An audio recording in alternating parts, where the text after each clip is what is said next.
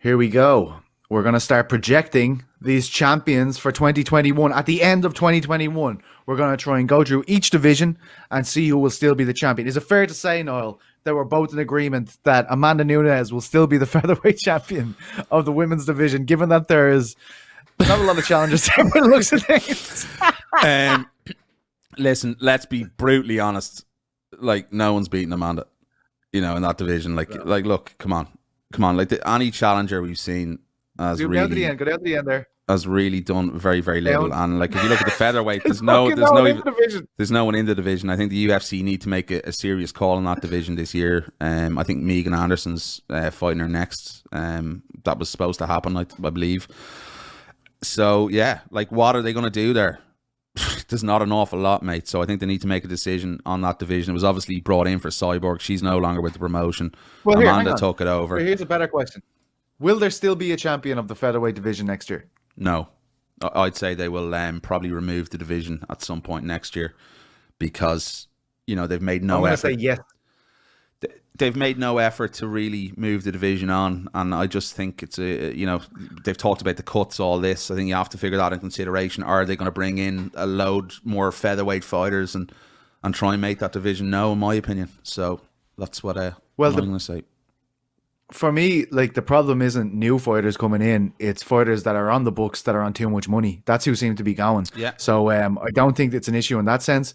But I agree with you. Like, I mean, the division has done nothing, but I do think they'll try and keep Amanda sweet by keeping that title there. Because if you take that away, it kind of does, obviously her legacy is set in stone to some extent, is set in stone, but to take that away just seems a bit harsh because she hasn't done anything necessarily wrong. But I don't think she loses the bantamweight title either, to be quite honest. I don't. No. If you look at the names there in the bantamweight division, and she's pretty much beaten 90% of them already. So, the problem for Amanda here is really running out of challenges. And I wouldn't be surprised if Amanda maybe has one more fight and walks away from the sport. And I think it would be great to see and cement that legacy and leave that legacy alone. So that would be another wild. Well, not a wild prediction. A prediction of mine that Amanda will leave the UFC. All right, that's all we're doing now. All right, stop with your additional undefeated. Stop with your additional projections. So she's not dropping any of her titles, in our opinions. I think that's fair enough to say. I think with Valentina, I think she's one of the most dominant fighters in the sport. But I have to say, Andrade's win over Chukagian kind of blew me away. I do feel as though, and because she did get a tough fight in her last outing, Valentina, well, tougher than her other fights, I think that Andrade could be a really, really interesting fight. I think it's either, when I think about the division at flyweight, I think it's either got to be Weili Zhang going up to defeat Valentina Shevchenko or Jessica Andrade beating Shevchenko. But at the same time, I just can't see Andrade or Weili Zhang dethroning Valentina, Yeah, I think Valentina. But I think they have the best chances. Yeah, I'd agree with that. But if you just look, we go back to it again, just the technical ability of Valentina Shevchenko. It's in that division, it's a cut above, and she just falls short on obviously two occasions against Amanda Nunes. And Amanda's obviously a bigger physique, a more powerful lady, and I think that was obviously an issue. So yeah, on her division, on her patch, she's not losing, in my opinion. I think that's even maybe more dominant to some extent when she's at 125.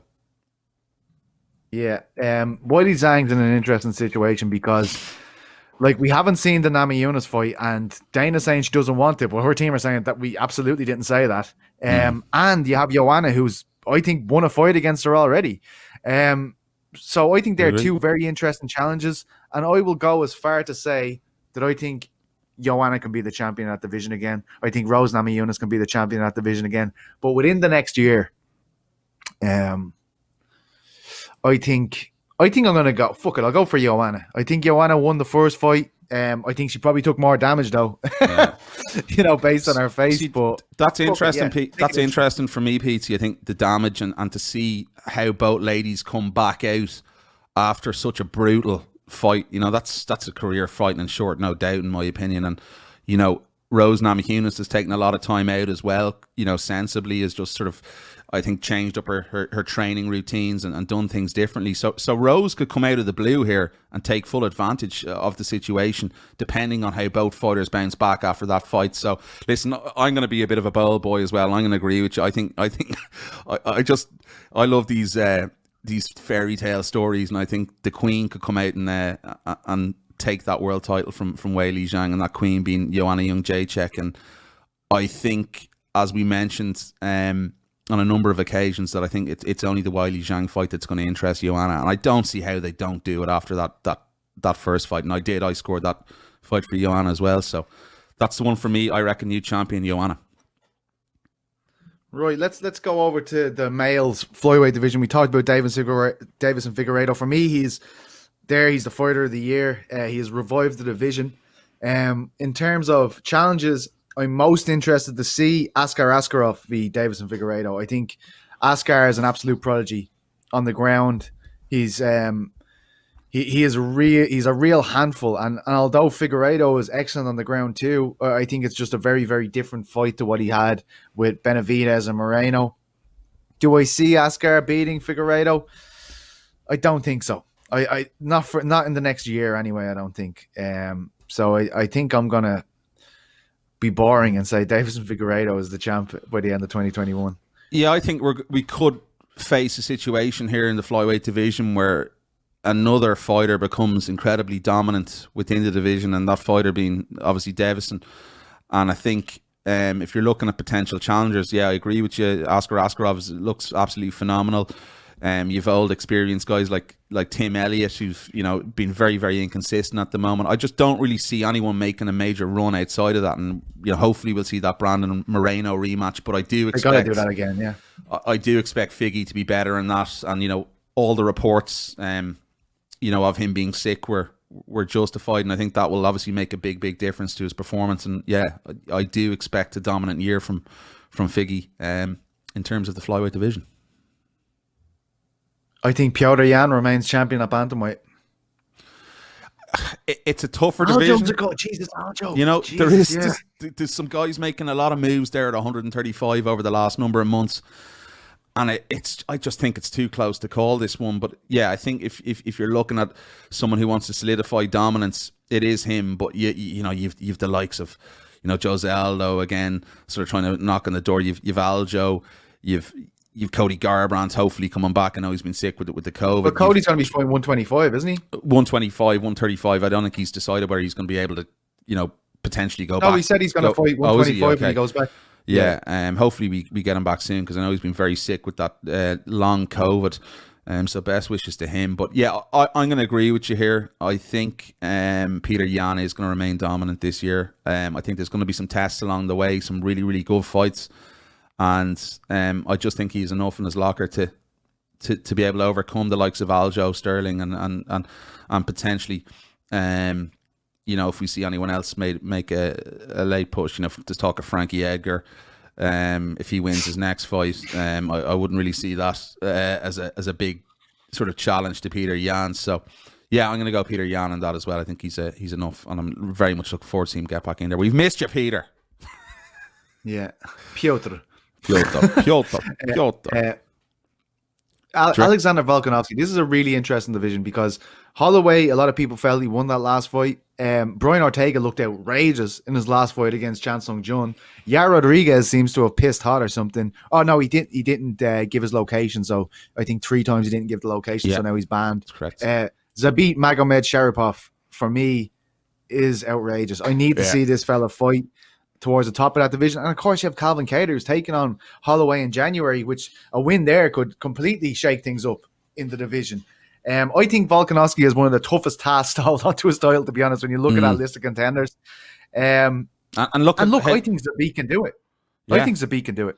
Yeah, look how good Brian Ortega looked as well in his comeback fight. A totally different fighter than we've ever seen, and an unbelievable version of Brian Ortega, the best we've seen yet. And yeah, you look at Max, you look at Calvin Kattar, I think that's a huge, huge fight. And to be honest with you, I did score that fight just for Max, but it was no robbery in my opinion against Alexander Volkanovski in that rematch.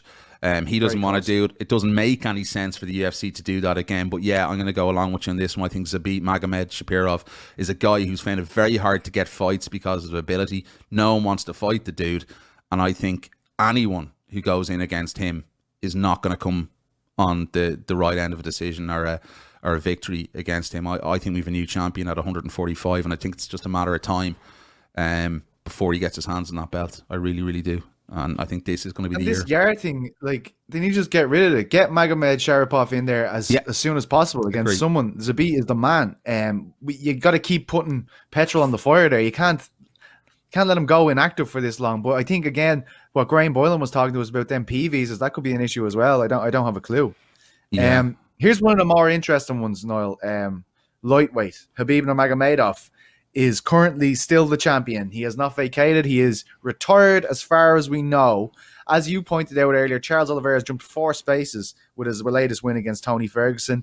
McGregor, obviously coming off that win off Cerrone, hasn't won a lightweight fight since 2016, but is fighting Dustin Poirier, who is ranked number 2.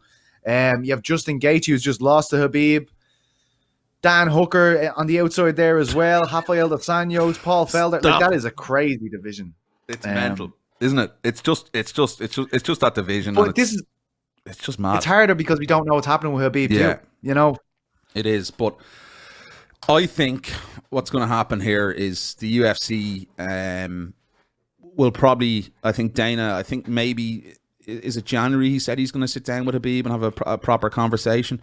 I think we could even potentially know by the time McGregor and Poirier getting the octagon. But we don't know right now. No. Yes, I understand that, but I think we might know by then what's going to happen with the division in terms of the strap. And I think, you know, if you are a betting man, I think if we are going to see Khabib back again, it's probably going to be July, something like that, and it'll only be for a one-off fight. I'd love to see it at 155 pounds, but I don't. And I think we could see Conor McGregor champion here. I think he beats Poirier. And it's going to be very interesting to see what they do after that, because there's so many names popping up there. You know, you've Charles Oliveira, as we've talked about. You know, Justin Gaethje in the mix. You know, you've other guys, Dan Hooker. It's just an amazing abundance of talent. So it's very, very hard to break down. But ultimately, I'm going to go a wild one here. By the end of the year, I think we're going to see Charles Oliveira as UFC world champ in the lightweight division. Wow. I feel like we need to do, like, if Khabib fights, if he continues to fight, I think he's going to be the champion. But I got to say, I think McGregor, the division's there for the taking if he doesn't, for McGregor. And that's with Oliveira as well. I think, in fairness to Oliveira, and Hooker talked about this, we were talking about earlier about the crowd, and he said, Hooker's like, Oliveira's like, he has stumbled at big moments in his career, like big moments when the fights are very important. And Tony Ferguson's the first time we saw him run through that, absolutely destroy it. And again, no crowd there. A lot less stress in the situation without a crowd. That's a good point. You put Conor McGregor, a Conor McGregor fight, like I'm talking fucking packed out Las Vegas arena against Charles Oliveira. I only see one winner there, to be honest. Yeah, it's a good point. So, and I wouldn't be surprised if he wilted. I just think if Habib's not a play, it's Conor. If Habib's a play, it's Habib. Yeah, that's the way I see it. Yeah, I go along with that. I go along with that, actually. Yeah, I'll change my opinion there and change my mind. Yeah, I go along with that. I think that's a very, very valid point and a good point in terms of the crowd. And I think, you know, we've seen guys wilt in front of our eyes when they've had that hate from the Irish crowd and the hostile atmospheres. So, yeah, you know, that could be a tough one for Charles. All right, I'll give you that one. Welterweight, again, very interesting. Look, you have Usman on top. He's beaten Covington. He's beaten Masvidal. He's beaten Edwards. I mean, he's beaten Tyron Woodley. It's just mental. Like I think this is the trickiest division, Petesy, probably of all of them. It's hard. It really is. Like if you look at the skill sets, incredible. Yeah, that's what I mean. Like if you look at the skill sets of both guys, it's so hard. The guys that are going to be the very top. You obviously Colby. You have you know, Kamaru Usman. You've Gilbert Burns. You've Leon Edwards. You've a new contender, you know, emerging in Khamzat Chimaev. But the guys at that top of the division, like how do you call a fight between Leon Edwards and Kamaru Usman? Like it's very different now, right? It's a totally different division from what it was 5 or 6 years ago. The 6-7 contenders in play there. And I think, like, you could envisage any of those guys being champion. And I think it's a really, really tough puzzle to work out. And I think a lot of the UFC in this division, what they're possibly going to do and what they should do to put even more eyes in this division is do the money fights, do the fights that people want to see. And there's a lot of them there at the moment. I think the UFC can do in terms of really selling more stars. You look at Jorge Masvidal and Colby Covington. That's a huge fight, as we've said earlier on. I really want to see that. Yeah. You've the rematch then you can do between Stephen Thompson. So who Thompson are you picking? And Masvidal. Stop tickling me bollocks. Okay, get on with it. I'm trying to think. I don't know. Right? It's that tough. You know, I'm going to go out in a wild one here, and you know maybe the stars mightn't align for this. You better fucking hurry up, person. But I wouldn't be surprised if Colby Covington got his hands on the title this year. Well, that's what you want. No, it's not what I want. It's the way I see it playing out, right? I think they're going to do Masvidal and Covington, right? And I think Covington dominates Masvidal. I think he takes him down and he's just far too overwhelming for him. And I think they're going to have to seriously look at that Usman rematch. And I thought Colby was doing incredibly well in that fight until he got KO'd. Until he got KO'd in the fifth round. So I can see him make adjustments, and I could possibly see, as much as people don't want to see it, I could see Colby potentially being world champion in that division. But listen, you've Khamzat Chimaev in there as well, and Leon Edwards. Like, man, it's so tough. Hey, right, so make tough. your call and shut it. You've said Colby. Okay, I'll go Colby. I am saying Leon Edwards. Leon Edwards beats Khamzat Chimaev, and he definitely fights for that title. Now, I do think we're being very unfair to Kamaru Usman here, who's been absolutely brilliant. Yeah, I do as well. I just feel like it's written in the stars.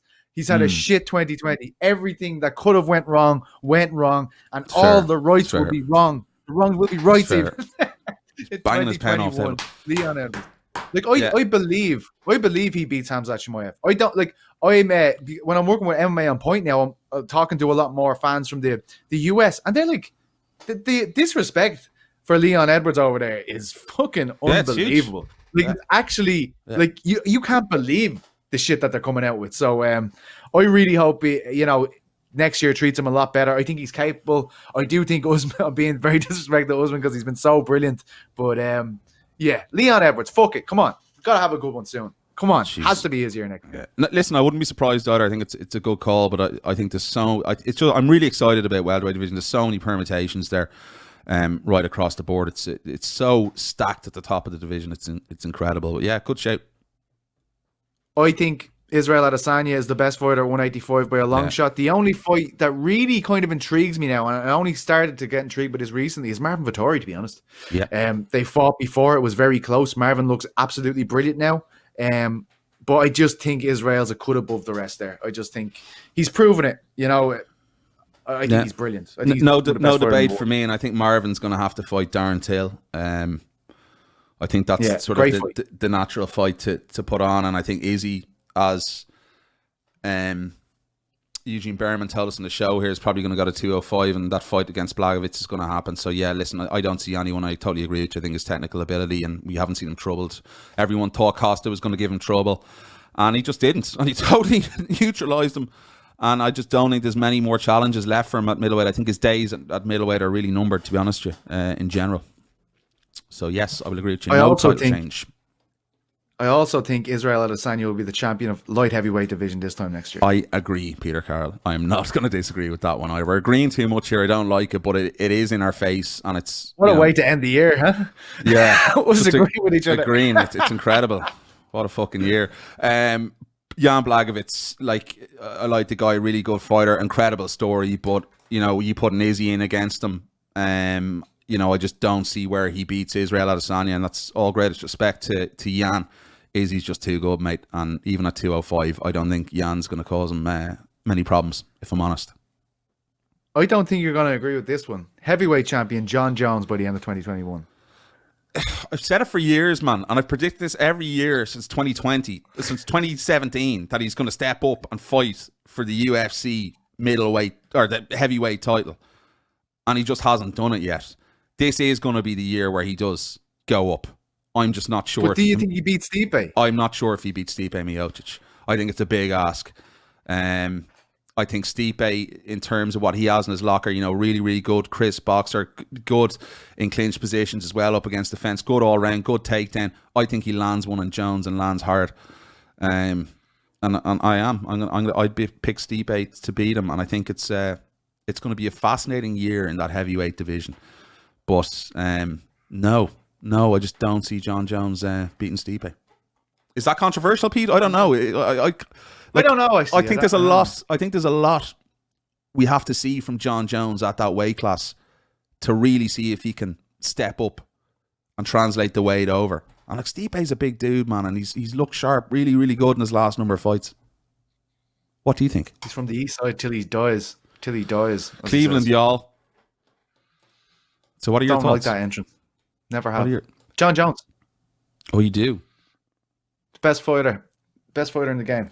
He like I obviously I don't have him on my greatest of all time list because too many failed drug tests, but obviously MMA doesn't really mind about that. Yeah. So if that's the way we're letting it go, I think he's a cut above the rest. I think the most interesting fight in the sport at the moment is 205 Izzy v Jon Jones.